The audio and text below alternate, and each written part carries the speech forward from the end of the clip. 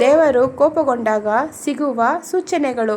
ನಮಸ್ಕಾರ ಸ್ನೇಹಿತರೆ, ನಮ್ಮ ಜೀವನದಲ್ಲಿ ಕೆಲವೊಮ್ಮೆ ಎಲ್ಲವೂ ಸರಿಯಾಗಿ ನಡೆಯುತ್ತಿದ್ದರೂ ಇದ್ದಕ್ಕಿದ್ದಂತೆಯೇ ಸಮಸ್ಯೆಗಳು ಆರಂಭವಾಗುತ್ತವೆ.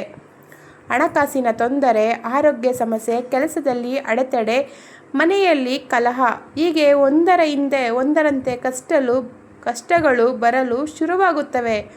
ಇಂತಹ ಸಂದರ್ಭದಲ್ಲಿ ಅನೇಕರು ಶನಿದೇವರ ಕೋಪವೋ ಎಂದು ಯೋಚಿಸುತ್ತಾರೆ. ಹಿಂದೂ ಧರ್ಮದಲ್ಲಿ ಶನಿದೇವರನ್ನು ನ್ಯಾಯದ ದೇವರು ಎಂದು ಕರೆಯಲಾಗುತ್ತದೆ. ಅವರು ಯಾರಿಗೂ ಅನ್ಯಾಯ ಮಾಡುವುದಿಲ್ಲ, ನಮ್ಮ ಕರ್ಮಕ್ಕೆ ತಕ್ಕ ಫಲವನ್ನು ನೀಡುತ್ತಾರೆ ಎಂದು ನಂಬಲಾಗಿದೆ.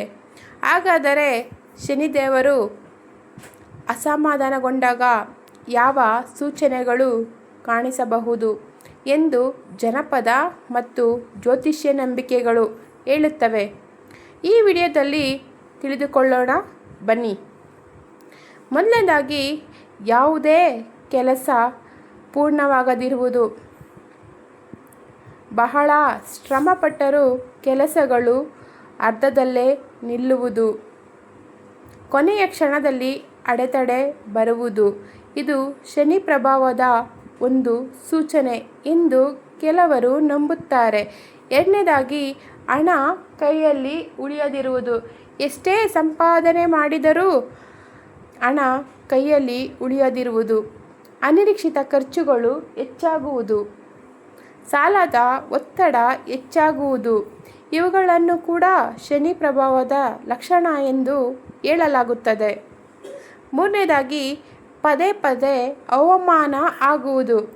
ಯಾರಿಂದಲೂ ಗೌರವ ಸಿಗದಿರುವುದು.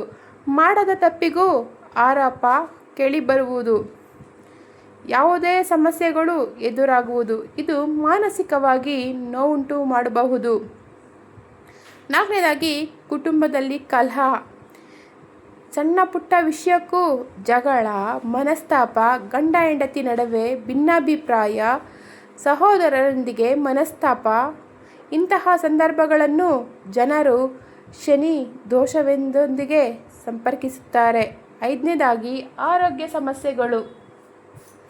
ವಿಶೇಷವಾಗಿ ಕಾಲು, ಮೂಳೆ, ಕೀಲುಗಳಿಗೆ ಸಂಬಂಧಿಸಿದ ಸಮಸ್ಯೆಗಳು.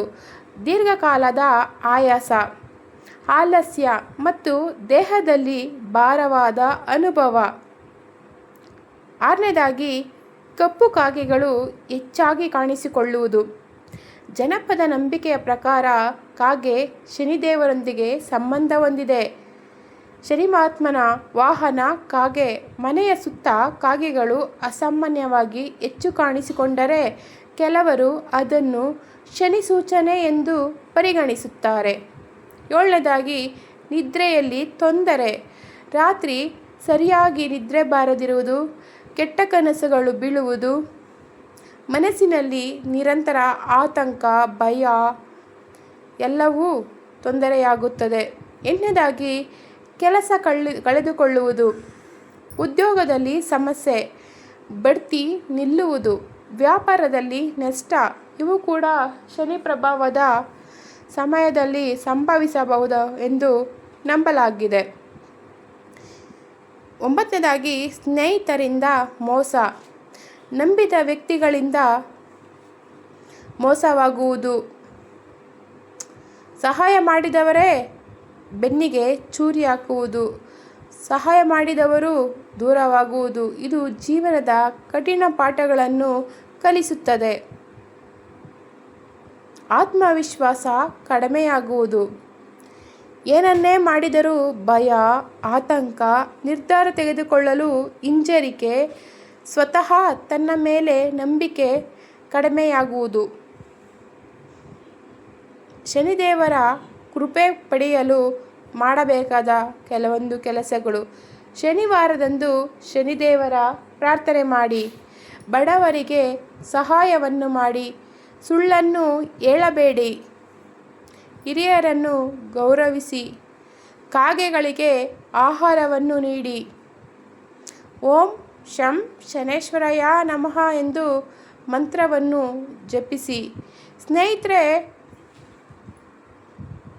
ಶನಿದೇವರು ಕೋಪದ ದೇವರಲ್ಲ, ಅವರು ನ್ಯಾಯದ ದೇವರು ಎಂದು ನಂಬಲಾಗಿದೆ. ಕರ್ಮದ ಪ್ರಕಾರ ಶನಿದೇವರು ನ್ಯಾಯವನ್ನು ಕೊಡುತ್ತಾರೆ. ನಾವು ಮಾಡುವ ಒಳ್ಳೆಯ ಮತ್ತು ಕೆಟ್ಟ ಕರ್ಮಗಳ ಫಲವನ್ನು ನೀಡುವ ಶಕ್ತಿಯನ್ನಾಗಿ ಅವರು ಕಾಣಲಾಗುತ್ತದೆ. ಆದ್ದರಿಂದ ಭಯಪಡುವುದಕ್ಕಿಂತ ಒಳ್ಳೆಯ ಕೆಲಸಗಳನ್ನು ಮಾಡುವುದು ಮುಖ್ಯ.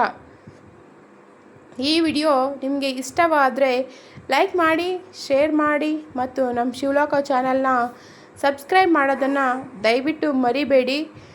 ಮತ್ತು ಕಾಮೆಂಟ್ನಲ್ಲಿ ಶನೇಶ್ವರಾಯ ನಮಃ ಇಲ್ಲಾಂದರೆ ಜೈ ಶನಿದೇವ ಎಂದು ಕಾಮೆಂಟ್ ಮಾಡಿ. ಏನಾದರೂ ತಪ್ಪಿದರೆ ದಯವಿಟ್ಟು ಕ್ಷಮಿಸಿ.